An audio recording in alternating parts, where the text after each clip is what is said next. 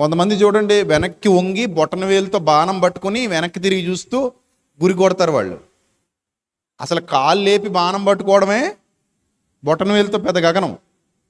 అలాంటిది వంగి మరీ ఆ బాణం చేత్తో పట్టుకుని వెనక్కి తిరిగి చూస్తూ ఇలా వంగి కాలు వెనక్కి పెట్టి బొటన వేలుతో బాణం లాగి వదిలి గురి కొట్టడం అంటే అది ఎంత ప్రాక్టీస్ ఉంటే అవుతుంది? అది చాలా ప్రాక్టీస్ ఉండాలి కదా. ఒక ఆయన ఎక్కడో ఉండి బాస్కెట్లో వేస్తాడు, చాలా కష్టం. ఒక ఆయన క్యారమ్ బోర్డు ఆడుతుంటాడు, కాయిన్ ఇలా కొడతాడు, అది అటు తిరిగి ఇటు తిరిగి వచ్చి దాన్ని తగిలి వెళ్ళేది కరెక్ట్గా ఫౌల్లో పడుద్ది.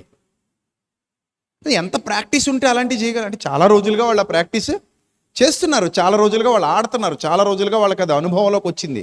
ఇన్ ద సేమ్ సెన్స్ మన జీవితంలో కూడా, మన బ్రతుకులో కూడా భక్తిని ప్రాక్టీస్ చేస్తే లాభం ఉంది.